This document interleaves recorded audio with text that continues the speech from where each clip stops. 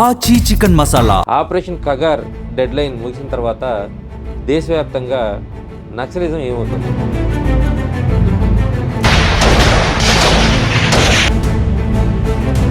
మావోయిస్టుల సిద్ధాంతం, మావోయిస్టుల దళాలు మొత్తం కూడా లొంగిపోయాయి కదా. ఇరాన్ మీద మేము యుద్ధం చేసి జయప్రదమని ఆయన ట్రంప్ చెప్పుకున్నట్టుగా చెప్పుకుంటున్నాడు కదా. ఇప్పుడు నేను ఏం చేశాను అయిపోయింది, కానీ ఏం అవ్వాల. ఎవరైతే ఫ్యాక్టరీలో పనిచేస్తారో ఆ ఫ్యాక్టరీలు వాళ్ళకి అని శ్రమ చేయించుకుంటారు. ఓకే సార్, పెట్టుబడిదారుడికి నష్టం వస్తే పనిచేసిన వాళ్ళు ఇమ్మంటే ఇస్తారు. 10th క్లాసు సరిపడే ఉద్యోగానికి డాక్టరేట్ అప్లికేషన్. అసలు ఉద్యమం అనేది పూర్తిగా కనుమరుగైపోతుంది అనేటువంటి ప్రచారం మీరేమంటారు? చివరి మావోయిస్ట్ని కూడా మేము పట్టుకున్నాము లేదా చంపేశాము అంటే అనేది అసాధ్యం.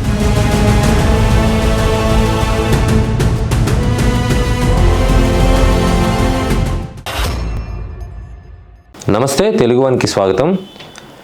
దేశవ్యాప్తంగా ఆపరేషన్ కగార్ కొనసాగుతుంది. మార్చి 31 కగార్కి డెడ్ లైన్ పెట్టారు. అంటే మార్చి 31 నుంచి అడవిలో అన్నలు ఉండరు, అడవిలో అన్నల చరిత్ర ముగిసిపోతుంది. అయితే అడవిలో అన్నల చరిత్ర ముగిసిన తర్వాత దేశవ్యాప్తంగా జరిగేటువంటి అంశాలు ఏంటి తెలుసుకునే ప్రయత్నం చేద్దాం. మనతో మాజీ ఉద్యమ నాయకుడు, ఉద్యమంలో పనిచేసి న్యాయవాదిగా స్థిరపడిన వైకే ఆయన మనతో ఉన్నారు. ప్రస్తుతం ఉద్యమంలో జరుగుతున్నటువంటి చర్చలు ఏంటి, పర్యవసానాలు ఏంటి, ఆపరేషన్ కగార్ డెడ్ లైన్ ముగిసిన తర్వాత దేశవ్యాప్తంగా నక్సలిజం ఏమవుతుంది తెలుసుకునే ప్రయత్నం చేద్దాం. సార్ నమస్తే. ముఖ్యంగా నమస్తే.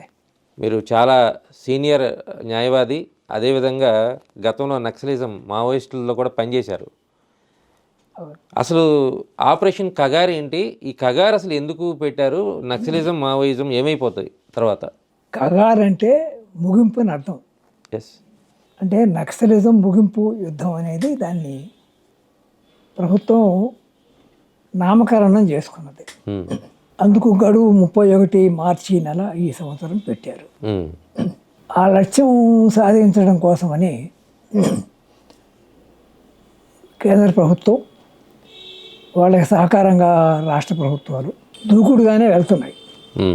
వెళ్ళటమే కాకుండా చాలా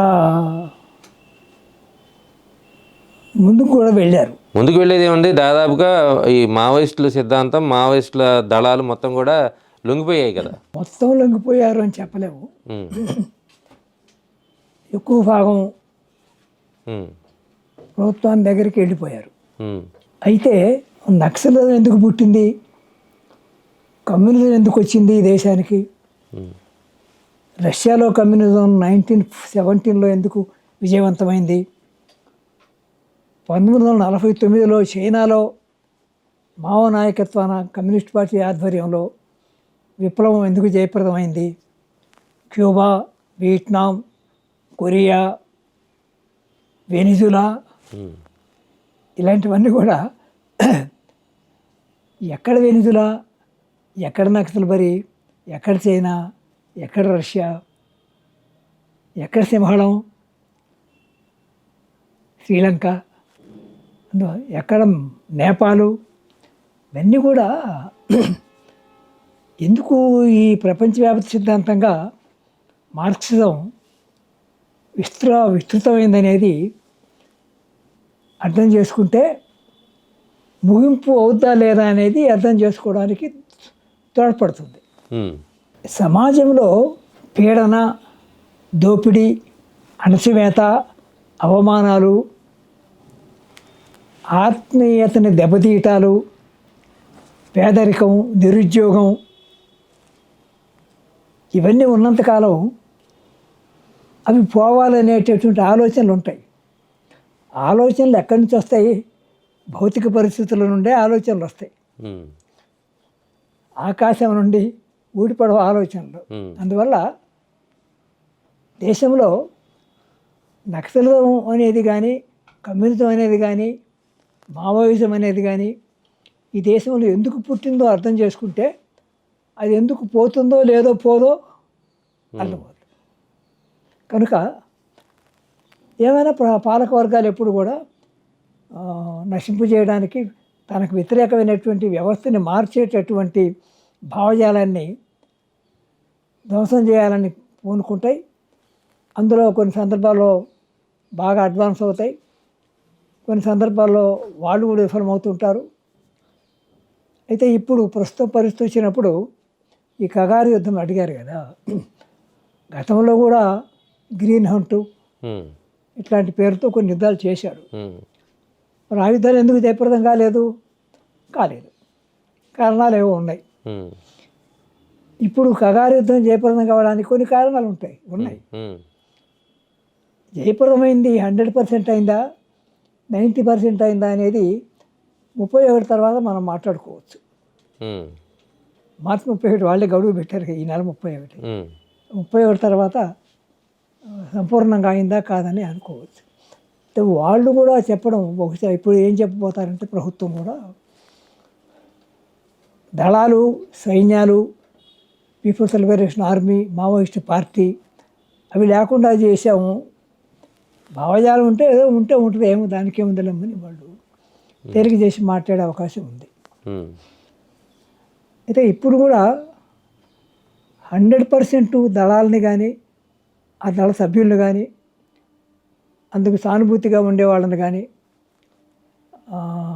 అటవీ ప్రాంతాల్లో పూర్తిగా నశింపు చేయడం అనేది సాధ్యం కాకపోవచ్చు, కాదు కూడా. అయితే ప్రభుత్వం చెప్పుకోవడానికి మేము దాదాపు ఇప్పుడు ఇరాన్ మీద మేము యుద్ధం చేసి జయప్రదమని ఆయన ట్రంప్ చెప్పుకున్నట్టుగా చెప్పుకుంటున్నాడు కదా, అయిపోయినాయి, జయించేసాను అయిపోయింది, కానీ ఏం అవలా, ఇంకా ఉంది అక్కడ. అట్లాగే ఇక్కడ కూడా ఉండే అవకాశం ఉంటుంది. సరే 31 తర్వాత ఆ విషయాలు మాట్లాడుకుందాం. ఇప్పుడు ఇంకా మనం మాట్లాడుకోవాల్సి వస్తే కమ్యూనిస్ట్ ఉద్యమం ఈ దేశంలో 1920లో రష్యాలో పార్టీ ఏర్పడింది, 1925లో భారతదేశంలో ఏర్పడింది. అంటే ఏంటి సార్ భారతదేశంలో ఏర్పడిందంటే, భారతదేశంలో ఏర్పడటానికి అప్పుడున్నటువంటి భౌగోళిక పరిస్థితులు కానీ లేదంటే అప్పుడున్నటువంటి ఆర్థిక అసమానతలు కానీ కారణమా, లేకపోతే ఎవరన్నా ఉద్యమాన్ని తీసుకొచ్చి చొప్పించారా? ఎవరు చొప్పించాలి? మా కమ్యూనిస్ట్ ఉద్యమం అనేది, మార్క్సిస్ట్ ఉద్యమం అనేది చొప్పించేది కాదు, అది పుట్టుద్ది. అది ఎక్కడి నుంచి పుట్టుద్ది అంటే శ్రమ దోపిడీ వల్ల పుట్టుద్ది. పెట్టుబడిదారి విధానంలో కానీ భూస్వామ్య విధానంలో కానీ ఎవరైతే వ్యవసాయం చేస్తారో ఆ భూములు వాళ్ళవి కావు, ఎవరైతే ఫ్యాక్టరీలో పనిచేస్తారో ఆ ఫ్యాక్టరీలు వాళ్ళవి కావు అని శ్రమ చేయించుకుంటారు. శ్రమ చేయడం ద్వారా వాళ్ళు లాభాలు పొందుతారు. లాభాలంటే అర్థమేమని, వాళ్ళకి ఒక వస్తువుని ఉత్పత్తి చేయడం ద్వారా ఆ ముడి సరుకు విలువ పెరుగుద్ది. వస్తువు ముడి సరుకు, ముడి సరుకు నుండి వస్తువుగా తయారైనప్పుడు వస్తువుకు విలువ పెరుగుద్ది. ఆ విలువ పెరగడానికి కారణం ఈ శ్రమ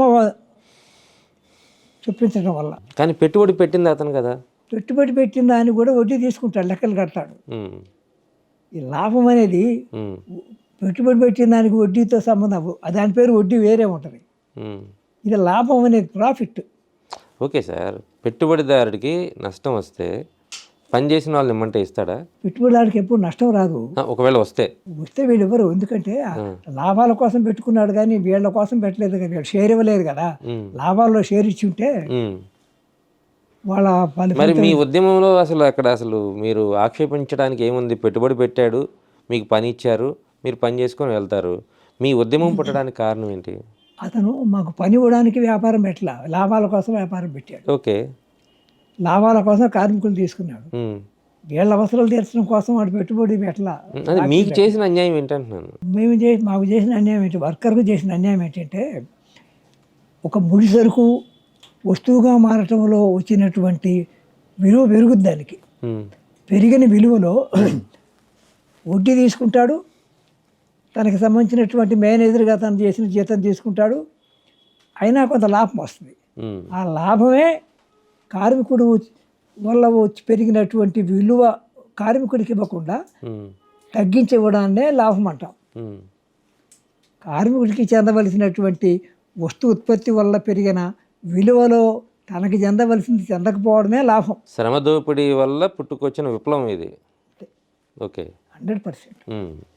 రైతాంగం దోపిడీ గురవడం కావచ్చు, శ్రమజీవులు కావచ్చు, లేదా ఏదన్నా సర్వీస్ మ్యాటర్స్లో ఉన్న ప్రజలు కావచ్చు, ఎక్కడైనా కావచ్చు. అందువల్ల అది దానివల్ల పుట్టినటువంటిది మార్క్సిజం కానీ, కమ్యూనిజం కానీ, మన దేశంలో నక్సలిజం కానీ, తాజాగా మావోయిజం కానీ. పేర్లు మార్పు. సరే, పుట్టింది. ఏం సాధించారు సార్ ఇన్ని సంవత్సరాల మీ ప్రయాణంలో, మీ ఉద్యమంలో ఏం చేశారు? అసలు ఏం సాధించారు? వీళ్ళు సాధించింది బయటికి కనపడదు. పాలక వర్గాలు వీళ్ళు ఉన్నారని దగ్గర పెట్టుకొని స్పృహతో, ఆశతో మనం జాగ్రత్తగా ఉండకపోతే నక్సలిజం ఇంకా పెరుగుద్ది. కాబట్టి మనం కార్మికులకి, రైతులకి, కూలీలకి, మామూలు సామాన్య ప్రజలకి, ఉద్యోగులకి ఎంతో కొంత వాళ్ళకి తగిన పరిహారం ఇవ్వకపోతే బాగుండదు, మరింత నష్టపోతామనే భయమే వాళ్ళ విజయం. కొన్ని సౌకర్యాలు ఇస్తారు. ఈ సంక్షేమ పథకాలు వాళ్ళు ఇస్తున్నారు. ఎందుకు ఇస్తున్నారు? సంక్షేమ పథకాలు ఒకప్పుడు లేవు. కమ్యూనిజం వచ్చిన తర్వాతనే, మార్క్స్ వచ్చిన తర్వాతనే, పోరాటాలు వచ్చిన తర్వాతనే సంక్షేమ పథకాలు కూడా పెట్టకపోతే మనం తట్టుకోలేము, నిలబడలేమని చెప్పని భయపడి. కాబట్టి వాళ్ళ పోరాటం యొక్క విజయం డైరెక్ట్గా వాళ్ళ అధికారంలోకి రాకపోవచ్చు. చాలామంది ఏమనుకుంటారంటే అధికారంలోకి రాలేదు కదా, అది కరెక్ట్ కాదు. నేను అధికారం గురించి మాట్లాడలేదు. నేరుగా మీ నక్సలిజం కానీ, మీ మావోయిజం కానీ, మీ సిద్ధాంతం కానీ ప్రజలకి మీరు ఈ చేసినటువంటి న్యాయం ఏంటి? ఈ 75 సంవత్సరాల్లో మీరు సాధించిన విజయాలు ఏంటి? కేవలం భౌతిక దాడులు చేసి నాయకుల్ని చంపడం తప్ప మీరేం చేశారు చెప్పండి? అది బయటికి అలా కనపడుద్ది. వాస్తవం ఏంటంటే బయటికి కనపడిన దాన్నే మాకు అదే కదా, మేము అదే చూస్తాంగా. సంపూర్ణమైన సత్యం దయచేసి అనుకోవద్దు. అదే నేను చెప్పాలనుకుంటున్నాను. భౌతికంగా బయటికి కనపడేటటువంటి బాహ్య ప్రపంచంలో కనపడేదే ఇదే నక్సలిజం, ఇదే మావోయిజం, ఇదే కమ్యూనిజం, ఇదే మార్క్సిజం అని అనుకోవడం కరెక్ట్ కాదు. దాని ప్రభావం ఏంటంటే శ్రమజీవుడికి ఆత్మవిశ్వాసం పెరుగుద్ది, శ్రమజీవులు సంఘటితమవుతారు, భూమి లేని పేదలకు కొంత భూములు దక్కుతాయి, ఇళ్ళు లేని పేదలకి ఎన్నో కొన్ని ఇళ్ళు దక్కుతాయి, పని లేని వాడికి ఎన్నో కొన్ని పనులు దక్కుతాయి, పనులు చేసేవాడికి అంతో ఇంతో జీతాలు పెరుగుతాయి, సామాన్య ప్రజానికి సంక్షేమ పథకాలు పెరుగుతాయి, తర్వాత ఇవాళ ఇస్తున్నటువంటి పెన్షన్లు పెరుగుతాయి, అనేకం పెరుగుతాయి. ఇదంతా కూడా పోరాటం యొక్క, ఉద్యమం యొక్క ఫలితమే. వాళ్ళు రాజకీయ అధికారంలోకి రాకపోవచ్చు, కానీ వాళ్ళ ఉనికి, ఉదాహరణకి పల్నాడు ఏరియాలో వాళ్ళు బలంగా ఉన్న రోజుల్లో భూస్వామి వర్గం ముళ్ళు దగ్గర పెట్టుకుని ప్రవర్తించింది. దాడులు తగ్గాయి, గౌరవించారు. యేసోబా అన్నవాడిని, యేసుగాడ ఇట్లా పిలిచిన వాళ్ళని గౌరవంగా పిలిచి, ఏమయ్యా ఏసాయ బాగున్నావా, కూర్చో అనే గౌరవంగా పిలిచేటటువంటి పరిస్థితి అక్కడికి వచ్చింది. అంటే వాళ్ళ ఉనికే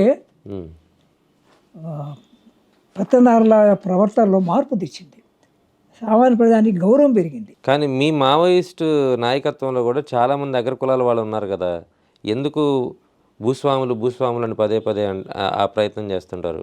వాళ్ళ యొక్క ఉనికిని బట్టి మాట్లాడుతున్నారు కానీ, భౌతిక ఉనికిని బట్టి మాట్లాడుతున్నారు కానీ కులాన్ని గురించి మాట్లాడలేదు వాళ్ళు. అదే మీరు అంటే భూస్వాములు మీన్స్ అగ్రవర్ణాలు, భూస్వాములు. ఇండియాలో అగ్రవర్ణాలు కావచ్చు, ప్రపంచమంతా కులం, అన్ని దేశాలు కులం లేదుగా. ఈ దేశంలో కులంగా వస్తుంది, అక్కడ వచ్చేసరికి పెట్టుబడిదారులు. అక్కడ కులం లేని దేశంలో కేవలం ఆర్థికంగానే వాళ్ళని చూస్తాం, ఆర్థికంగానే పేర్లు పెడతారు. ఇండియాకు వచ్చినప్పుడు కులం కూడా ఉంది కాబట్టి, కానీ ప్రత్యేక కారణం వల్ల ఇక్కడ ఆధిపత్య కులాలు దాదాపుగా పెట్టుబడిదారులు, దాదాపుగా భూస్వాములుగా ఉన్నారు ఇక్కడ. అందులో ఒక 10% పేద వర్గాలు, మధ్యతరగతి వర్గాలు కూడా ఉన్నారు. వాళ్ళు కూడా కమ్యూనిస్ట్ ఉద్యమంలోకి వచ్చారు. వీళ్ళే కాదు, భూస్వామ్య కుటుంబాల నుంచి కూడా కొంతమంది సిద్ధాంతం యొక్క న్యాయం, ధర్మం, వాస్తవం, ఇది కరెక్ట్ అని చెప్పి ఆలోచించిందిలోకి వచ్చి ప్రాణత్యాగాలు చేసిన వాళ్ళు కూడా ఉన్నారు. వాళ్ళు కూడా ఉద్యమం గౌరవించింది, ప్రజలు గౌరవించారు, తేడాగా ఏం చూడలేదు. వైకే గారు, మీరు సీనియర్ అడ్వకేట్గా ఉన్నారు, గతంలో మీరు నక్సల్ ఉద్యమంలో పనిచేశారు. ఏంటి ఏ అంశాలు మీకు అలా నక్సల్ ఉద్యమంలోకి వెళ్ళాలనిపించినాయి? మీకు ఆ రోజు ఉన్నటువంటి పరిస్థితులు ఏంటి? అసలు ఏంటంటే మనం అర్థం చేసుకోవాల్సింది స్టేట్ని అర్థం చేసుకోవాలి. స్టేట్ అంటే రాజ్యం. రాజ్యం ఎప్పుడు కూడా ఉన్న వ్యవస్థను కాపాడటానికే పనిచేస్తుంది. ఉన్న వ్యవస్థను అంటే ఎవరైతే ఇవాళ ఉదాహరణకి ఈ పాలకవర్గాలు ఎవరు ఉంటారు, ఎవరైతే కొన్ని కోట్లు ఖర్చు పెట్టి ఓట్లు కొనే అధికారం రాగలరో వాళ్ళు వస్తారు. వాళ్ళదే రాజ్యం. ఈ దేశంలో కులం కూడా వాళ్ళదే కాబట్టి ఒక రకంగా కుల ధనిక రాజ్యంగా ఉంది ఈ దేశంలో. ప్రపంచంలో అక్కడ ధనిక రాజ్యమే ఉంటుంది, కార్పొరేట్ రాజ్యమే ఉంటుంది. కానీ ఈ దేశంలోకి వచ్చేటప్పటికి ఇది కుల ధనిక రాజ్యంగా కూడా ఆధిపత్య కులం అదే ఆధిపత్య ఆర్థిక వర్గాలు కూడా అవుతారు. కాబట్టి వాళ్ళ చేతిలో ఉంటుంది. అదొక అంశం. అయితే అది ఈ వ్యవస్థ కరెక్ట్ కాదు. పేదరికం ఉంటుంది, నిరుద్యోగం ఉంటుంది. ఎంత నిరుద్యోగం ఉంది ఇవాళ. ఒక 10 చిన్న ఉద్యోగాలకు వస్తే 1,00,000 అప్లికేషన్లు వస్తున్నాయి. 10th క్లాసు సరిపడే ఉద్యోగానికి డాక్టరేట్ అప్లికేషన్ పెడుతున్నారు. అంటే ఎంత పేదరికం ఉంటుంది. మేము అభివృద్ధి చెందాం, వికసిత భారత్ ఏమో చెప్పుకో, పేరు పెట్టుకోవచ్చు. ఇండియా షైనింగ్, వికసిత భారత్, ఇవన్నీ. ఇప్పుడు మీరేమో నిరుద్యోగం ఉందని చెప్తున్నారు. రేపు పొద్దు నుంచి మీరు మీ అడవిలో అనలు మొత్తం ఈ దేశంలోకి వస్తే వాళ్ళకు కూడా ఉద్యోగాలు ఇవ్వాలి. వాళ్ళు కూడా భారతదేశ పౌరులే కదా. అదే సార్, వాళ్ళు పౌరులే, వాళ్ళకు కూడా ఉద్యోగాలు ఇవ్వాలి. వాళ్ళు కూడా నిరుద్యోగులు అవుతారు. నిరుద్యోగులు అవుతారు. ఇప్పుడుకున్న నిరుద్యోగానికి యాడ్ అవుతారు. ఇప్పుడుకున్న నిరుద్యోగం ఉంది కదా, అవును, యాడ్ అవుతారు. నిరుద్యోగం ఎంత ఉందంటానికి ఒకటే మాట, 10th క్లాస్ పాస్ అయితే సరిపోయే ఉద్యోగానికి పిహెచ్డి చేసిన డాక్టరేట్ కూడా అప్లికేషన్ పెడుతున్నాడంటే నిరుద్యోగం ఎంత ఉందో దాన్ని పెట్టారు. అదే కాదు, చదువుకున్న వాళ్ళలోనే కాదు, చదువుకోని వాళ్ళలో కూడా పని లేక అనేక రకాలుగా ఒక ఫ్యాక్టరీ పెడుతున్నారంటే ఒక 100 ఉద్యోగాలు అక్కడ ఉంటే ఒక 10,000 అప్లికేషన్లు అక్కడికి వస్తాయి. ఎందుకని ఉన్నాయి? ఈ నిరుద్యోగం అనేది పెట్టుబడిదారు విధాన్ని కూలి తక్కువగా, రేటు తక్కువగా శ్రమశక్తిని కొనుగోలు చేయడానికి నిరుద్యోగం సైన్యం ఉండాలి. ఆర్మీ ఆఫ్ అన్ఎంప్లాయిడ్ అన్నాడు మార్క్స్. పెట్టుబడిదారు వ్యవస్థలో ఒక నిరుద్యోగ సైన్యమే ఉంటుంది. ఆ నిరుద్యోగ సైన్యం ఏం కోరుద్ది? ఉద్యోగం ఎక్కడ దొరికితే ఎగబడి ఎంతకైనా ఏ వేళకైనా ఇంతకైనా మరణించేందులో ఒక పద్యం ఉంది కదా, ఆ తాలిబొట్టుని ఏ వేళకైనా తెగము. ఇక ఈ శ్రమ చేసి వాడు పని లేకపోతే ఏం చేస్తాడు? తన శ్రమశక్తిని ఏ వేళకైనా అమ్ముకుంటాడు. 100 రూపాయలు వస్తుందని 50 ఇస్తే చేస్తాడు. తర్వాత వాడు పెంచమని అడుగుతాడు, అదే విషయం, వేరే సంగతి. కానీ భౌతికంగా మౌలికంగా వసతులు లేవు. ముందు వెళ్తాడు, ఎంతైనా ఇవ్వండి సార్, ఇవ్వండి సార్, పని ఇవ్వండి సార్ అంటే వెళ్తాడు. వాడు అంత పైసా అయిన ఉంటాడు. కాబట్టి ఆ అంతరం. ఇంకోటి, భారత రాజ్యాంగం ఏం చెప్పింది? ఇన్ఈక్వాలిటీ తగ్గించాలని చెప్పింది, అసమానం తగ్గించాలి. ఇప్పుడు అసమానతలు పెరుగుతున్నాయా తరుగుతున్నాయా ఈ దేశంలో చెప్పండి? తగ్గిపోయిందనే కదా ప్రభుత్వాలు చెప్పేది. అది కరెక్ట్ కాదు. పేదరికం తగ్గింది అంటాడు. అంటే ఇంతకుముందు 30 మంది ఉండేవాడు, ఇప్పుడు 20 మంది, అంతమంది. పావర్టీ అంటే బిలో పావర్టీ లైన్ ఉందే, దానికి వీళ్ళు బాగుపడ్డారు. అసమానతలు కూడా తగ్గినాయి మీరే చెప్తున్నారు కదా. ఉద్యమంతో అసమానతలు తగ్గిపోయినాయి. కాదు పలానా అసమానత తగ్గితేనే కాదు, వాళ్ళు తగ్గించడానికి వాళ్ళ ప్రవర్తనలో మార్పు ఉంటుందని. మీరు ఏ ఏజ్లో వెళ్ళారు సార్ ఉద్యమంలోకి? నేను ఎంఏ ఎకనామిక్స్ తర్వాత జర్నలిస్ట్గా కమ్యూనిస్టు పత్రికల్లో, విశాల అంతర్జాతీయ జనశక్తి, ఈ పత్రికల్లో మేము జర్నలిస్ట్గా పనిచేసి 65లో గుంటూరు నగరానికి పార్టీ కార్యదర్శిగా ఇక్కడ బాధ్యతలు స్వీకరించాను. 65లో? 65లో. అట్ ద ఏజ్ ఆఫ్ మీకు 25 ఉంటాయా? 65 అంటే నేను 37, 97, 37, 25 అంటే సుమారు 26, 27. ఆ తర్వాత నేను సెక్రటరీగా పనిచేశాను. 69లో ఈ డైరెక్ట్ ఉద్యమం, అప్పటికే నక్సల్బరీ 67 వచ్చింది, దాన్ని మేము బలపరిచాము. ఆ తర్వాత శ్రీకాకుళం, నేను మా మేడం గారు ఇద్దరం కలిసి శ్రీకాకుళం వెళ్ళాము. మీరు మీ వైఫ్? ఇద్దరం కలిసి. పిల్లలిద్దరు ఉన్నారు, వాళ్ళని మా తమ్ముడి దగ్గర వదిలేసేసి వెళ్ళిపోయాము. ఎందుకు అప్పుడు ఏముంది సార్ అసమానతలు? మీకు కనపడిన అసమానతలు ఏమున్నాయి? విధమైన అసమానతలు ఉన్నాయి కదా. శ్రమ దోపిడీ ఉంది, అవమానాలు ఉన్నాయి, కుల దోపిడీ ఉంది. తర్వాత ఇంకా చెప్పాలంటే కుల అణచివేతలు ఉన్నాయి, దాడులు ఉన్నాయి. అప్పటికి కారం చేడు తుండూరు రాకపోవచ్చు, తర్వాత వచ్చి ఉండొచ్చు.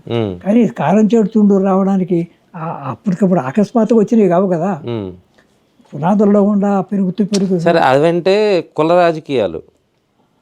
గ్రామాల్లో కుల కక్షలు. అందులో పేదరికము కులం రెండు కలిసి ఉంటాయి. ఉమ్. ఇండియాలో కులము పేదరికము విడివిడిగా లేవు, కలిసే ఉన్నాయి. కలిసే ఉన్నాయి. పలానా కులవాడు పలానా పేదరికంలో ఉంటాడు. అగ్రవర్ణాల్లో పేదోళ్ళు లేరా? ఉంటారు 10%. ఆ. అది ఉన్నా కూడా వాడి గౌరవం వేరు. ఉమ్. ఇప్పుడు 3 ఎకరాలు ఉన్నవాడికి ఉమ్.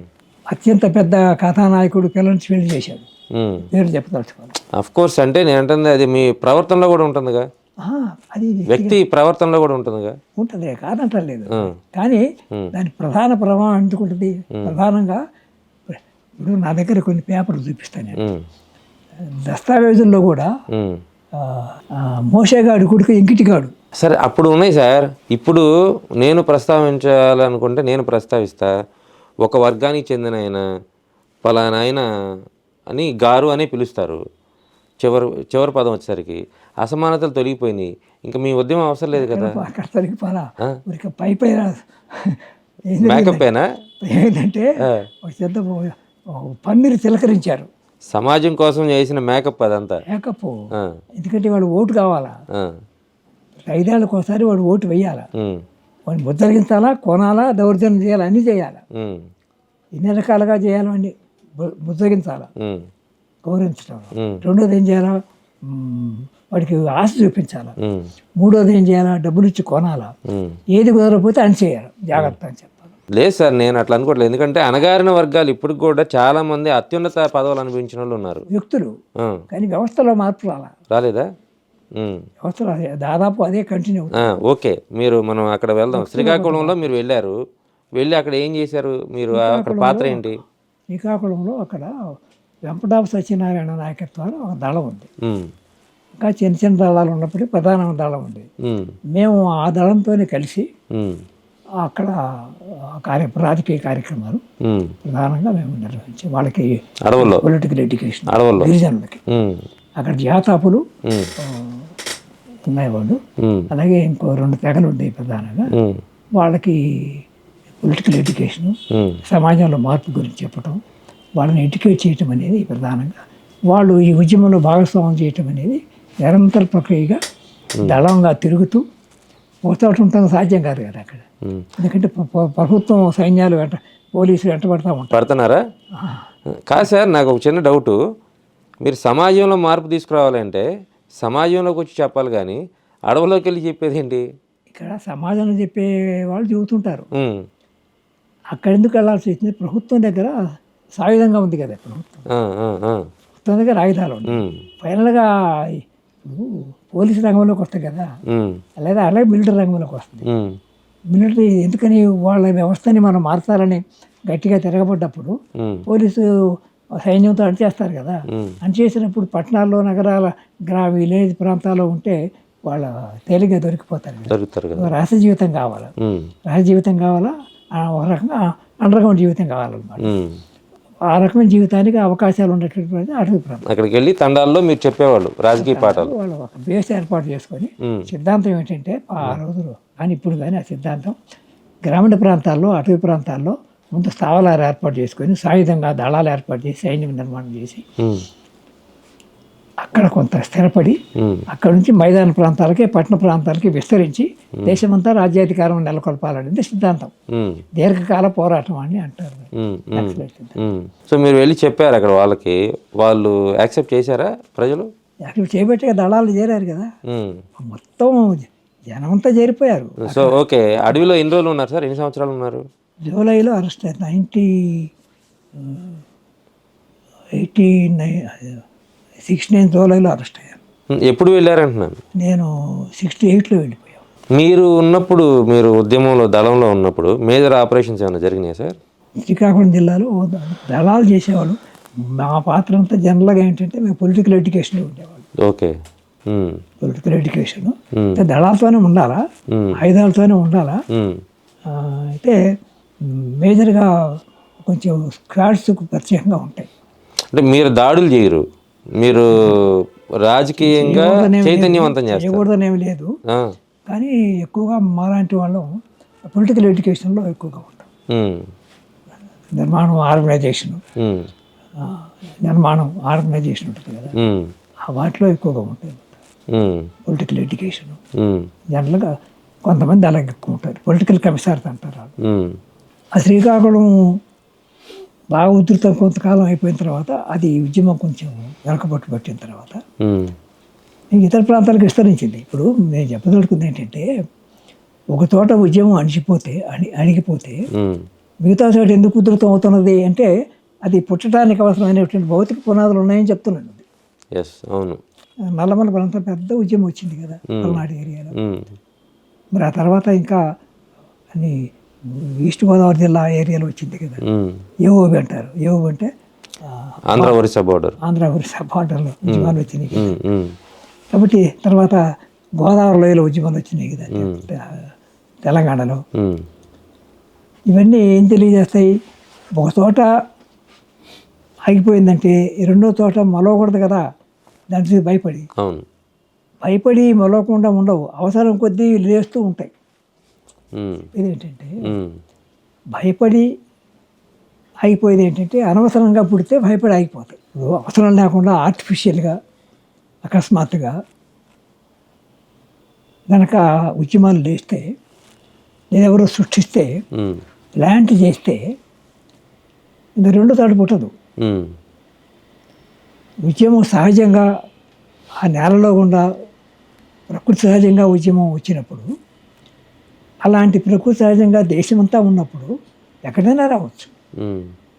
పలానా చోట రావాలని ఏమి లేదు. మరి ఎట్లా సార్ మీరు అక్కడికి వెళ్ళారు, శ్రీకాకుళం దండకారణ్యంలోకి వెళ్ళారు, మీరు పనిచేశారు, ఆ తర్వాత ఎందుకు లొంగిపోయారు మీరు? కాదు, అరెస్ట్ అయ్యారా? ఎట్లా? ఎక్కడ?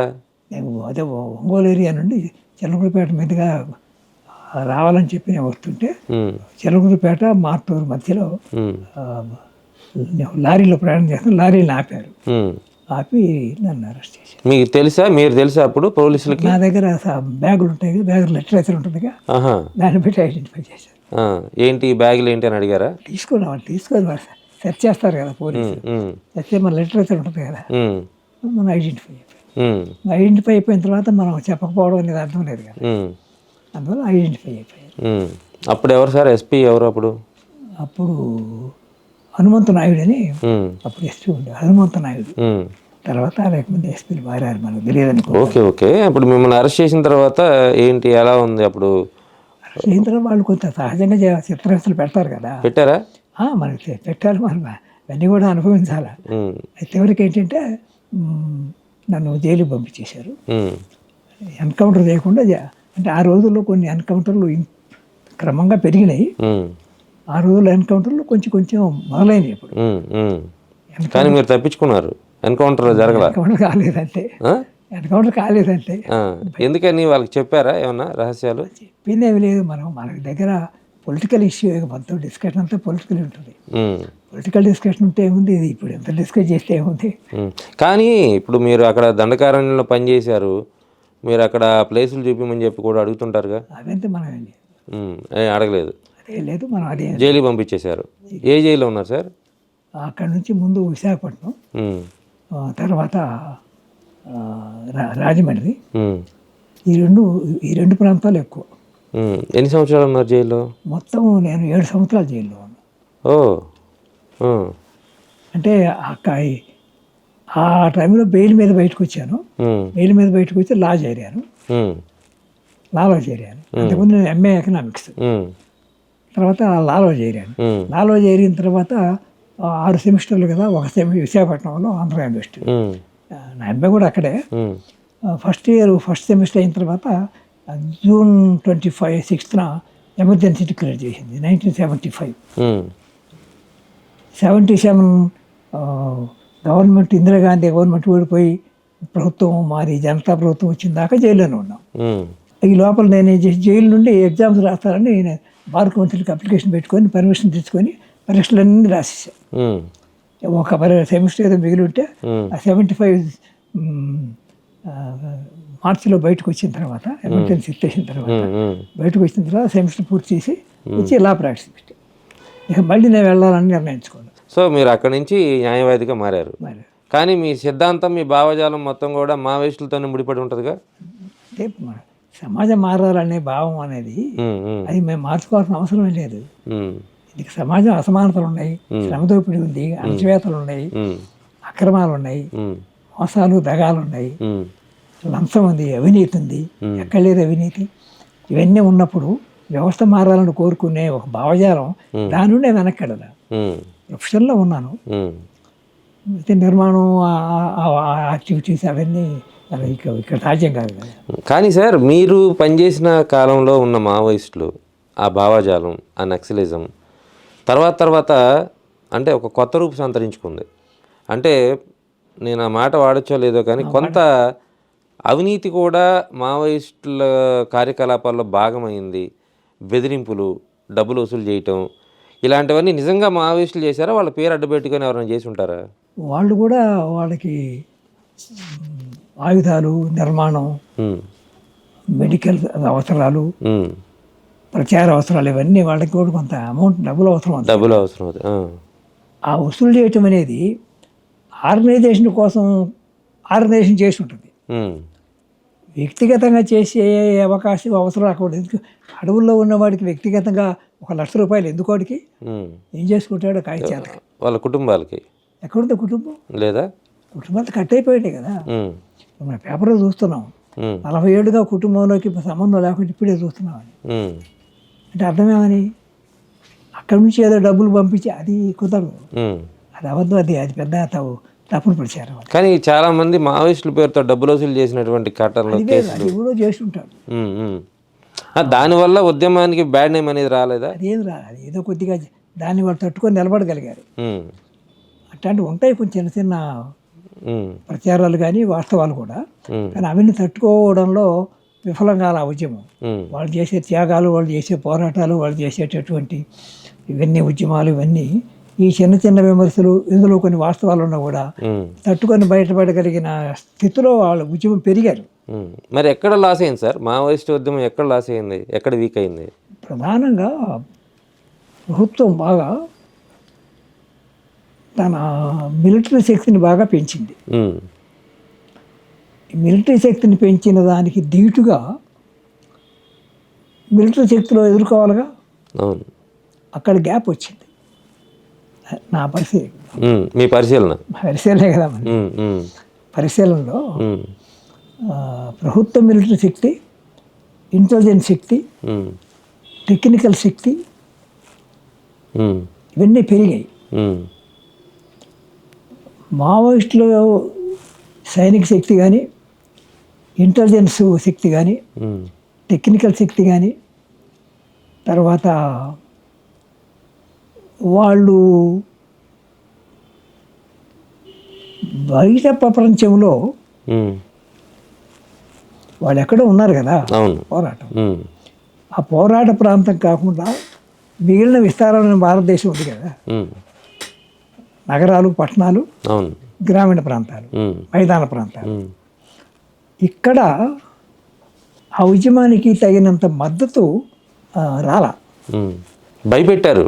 అంటే మావోయిస్ట్ అంటే కనపడితే చంపేస్తారు మనుషుల్ని అనేటువంటి ఒక భావజాలం బయటకు వచ్చింది. దానివల్ల కొంత ఉద్యమానికి ఇబ్బంది అయింది కదా. కాబట్టి దాన్ని ఎలా తట్టుకోవాలో వాళ్ళు నేర్చుకోవాలిగా. దాన్ని కూడా తట్టుకోవడం ఎలాగో నేర్చుకోవడం, ఆ మెళకువలు, ఆ నిర్మాణాలు, ఆ పద్ధతులు, ఆ ఏర్పాట్లు అది చేసుకోవాలి, తప్పదు. అది చేసుకోవడంలో గ్యాప్ ఉంది. దానికి తగిన అది పెరిగిన స్థాయిలో ఇది కూడా పెరగాలిగా, జరగాలి. ఆ తేడా వచ్చేసింది.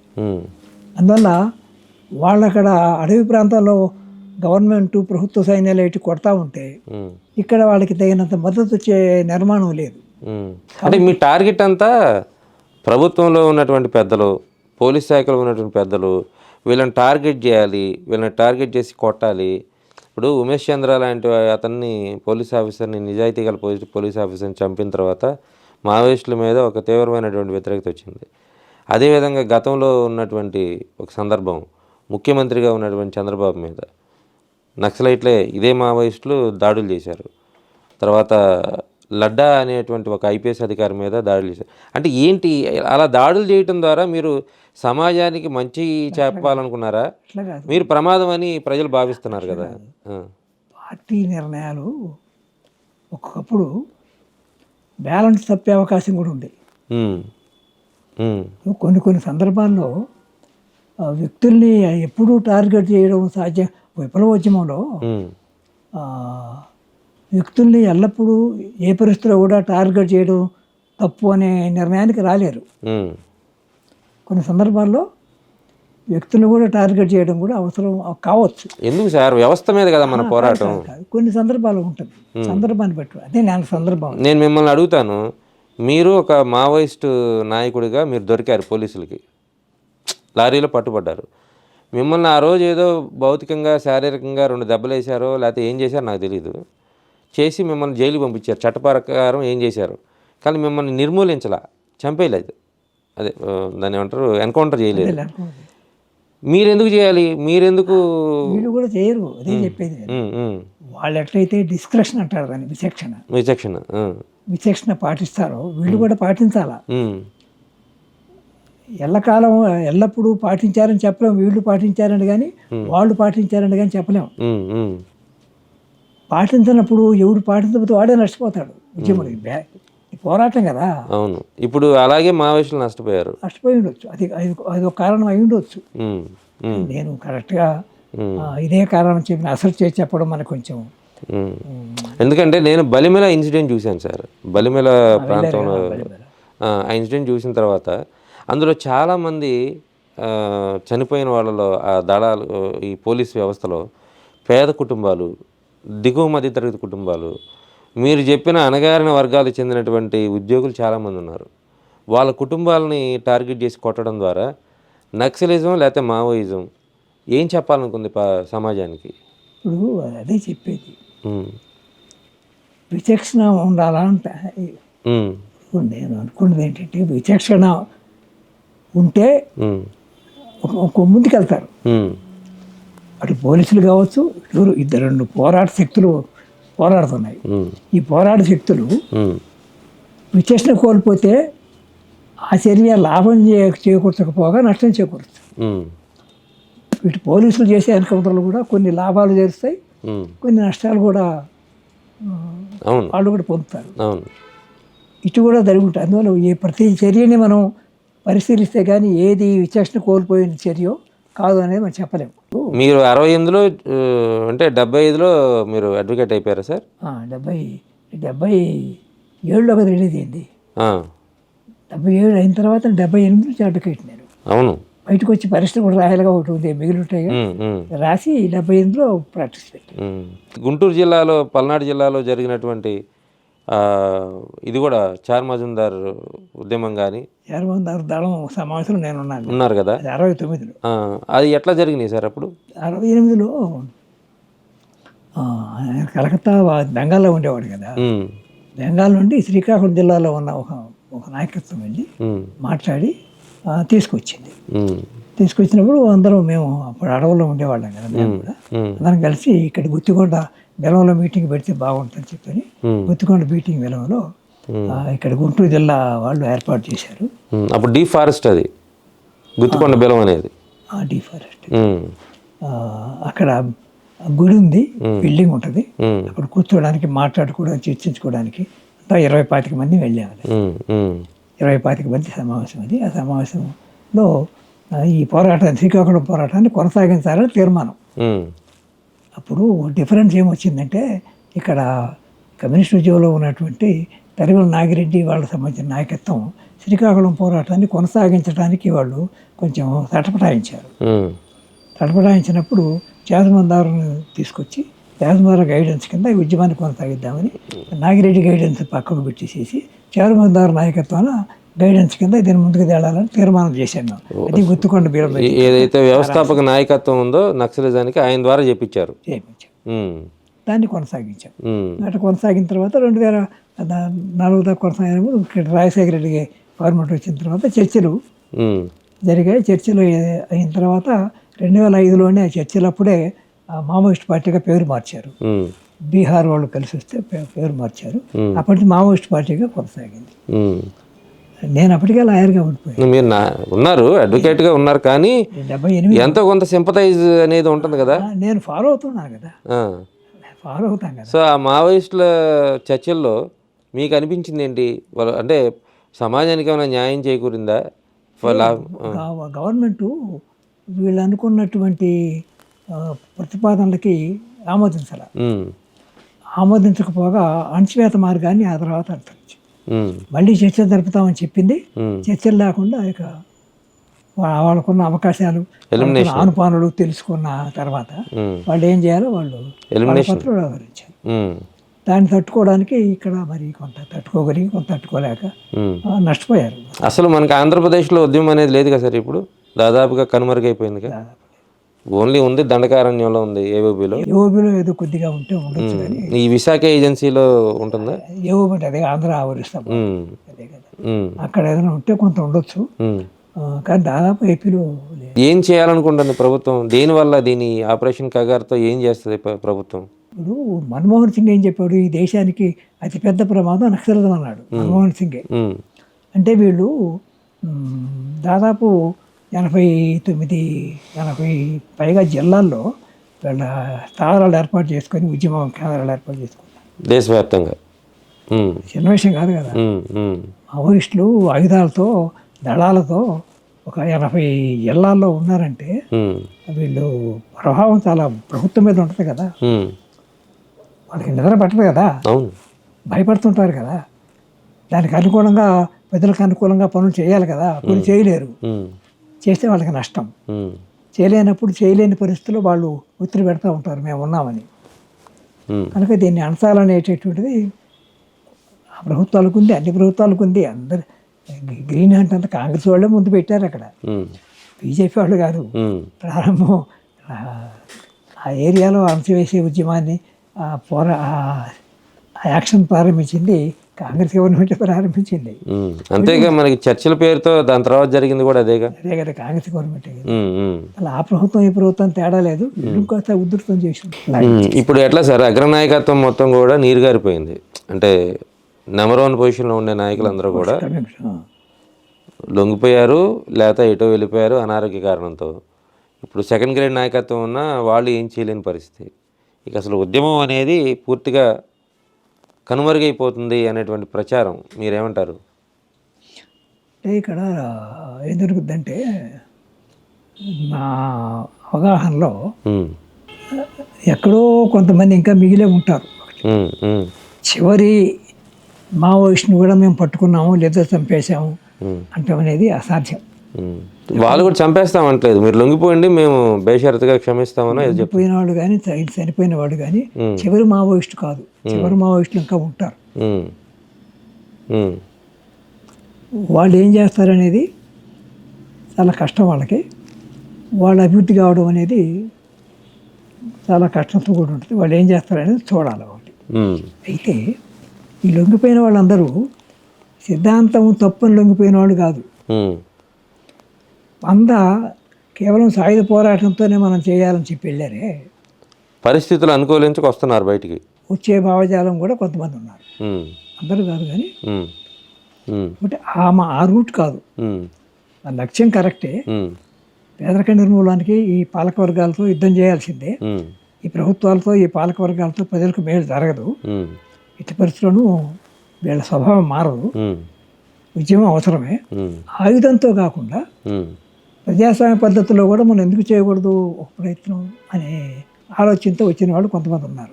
ఫైనల్గా చెప్పాలంటే ఈ ఆపరేషన్ కగార్ మామూలుగా అయితే ఇప్పటికి సక్సెసే, ఇప్పటికైతే సక్సెసే. భవిష్యత్తులో ఉంటుందో తెలియదు. మీరు ప్రభుత్వాలకు కానీ మేమనక నక్సలైట్లే నేనంటుంది, మీరు ఒక సామాజికవేత్తగా ఒక అడ్వకేట్గా మీరు ప్రభుత్వానికి కానీ ఇటు నక్సల్ నాయకులకు కానీ చెప్పాలంటే ఏం చెప్తారు ఇప్పుడున్నటువంటి పరిస్థితుల్లో? ఇది ప్రజాస్వామ్య యుగం. ఈ ప్రజాస్వామ్య యుగంలో సాయుధ పోరాటానికి అసలు స్థానం లేదని చెప్పటం అనేది ఈ చరిత్రని మనం తిరగరాయటం అవుద్ది, అట్లా కాదు. కానీ భౌతిక పరిస్థితులు, ప్రజల సంసిద్ధత, ప్రజల కోరిక, పాలకవర్గాల బలాబలాలు, ప్రజాశక్తి యొక్క సాయుధ పోరాటం శక్తి యొక్క 60 ఏళ్ళుగా జరిగిన దాని యొక్క మంచి చెడులు బేరీజ్ వేసుకొని సమీక్షించుకొని వాస్తవికంగా వాళ్ళు కొన్ని పాఠాలు తీసుకోవాలి. ఒకటి. రెండోది, ఆ పాఠాలు తీసుకున్న వాళ్ళు బయటికి చెబుతున్న దాన్ని బట్టి మేము ఒక రాజకీయ పార్టీగా వ్యవహరిస్తామని చెప్పని వాళ్ళు వస్తే అది మంచిదే. అందరూ ఆ నిర్ణయానికి వస్తారా రాదా అనేది మనం పక్కన పెట్టి ఇప్పుడు వీళ్ళు ఒక మాట వినపడుతుంది మనకి. ఆ వినపడుతున్న మాట ఏంటి, మేము ప్రజాస్వామ్య పద్ధతిలో రాజకీయ పార్టీగా ఏర్పడి మేము పనిచేస్తాము, ప్రజలతో పాటు కలిసి పనిచేస్తాము, మాతో కలిసి పనిచేసే వాళ్ళంతా మేము కలిసి పనిచేస్తామని. ఇది ప్రజాస్వామిక పద్ధతి. దీన్ని ఆహ్వానించాలి ఎవరైనా. పాలకవర్గాలు కూడా తప్పు పట్టకూడదు. పాలకవర్గాలు కూడా దాన్ని ప్రోత్సహించాలి. ప్రజలుగా మనం అందరం ఆహ్వానించాలి అట్లాంటి చూస్తే. ఎందుకని వాళ్ళు ప్రజల ఎడల ఒక చిత్తశుద్ధితో వాళ్ళ జీవితాలు బాగుపడాలని కోరుకునే మైండ్ సెట్ ఉన్నవాళ్ళు కాబట్టి అంతవరకు మనం ఒప్పుకొని తీరాలి. వాళ్ళు సాయుధ పోరాట విధానాలు కొనసాగింపు ఇప్పటిదాకా మేము చేసినప్పటికీ ఇప్పుడు అది కొనసాగింపు తప్ప ఒప్పు అనేది మన అభిప్రాయాలు ఇవి ఉన్నా కూడా వాళ్ళ యొక్క చిత్తశుద్ధిని మాత్రం మనం శంకించలేం. ఇది మొత్తంగా రాబోయే రోజుల్లో అడవిలో అన్నలు బాహ్య ప్రపంచంలోకి వస్తే, మన సమాజంలోకి వస్తే ఏం చేస్తారు అనేటువంటి ప్రశ్నకి సమాధానం నిన్న మొన్నటి కాలంలో మావోయిస్టు నాయకత్వం చేసినటువంటి కీలక ప్రకటన. రాజకీయ పార్టీగా తాము ప్రజల ముందుకు వస్తాం, రాజకీయ పార్టీగా భవిష్యత్తులో మావోయిస్టు శక్తి ఆవిర్భవించబోతుంది అనేటువంటి మాటలు బయటకు వస్తున్నాయి. ఇది భవిష్యత్తులో ఎలాంటి చరిత్రకి, ఎలాంటి సంచలనాలకి వేదిక అవుతుందో చూడాల్సినటువంటి అంశం అయితే కనిపిస్తుంది.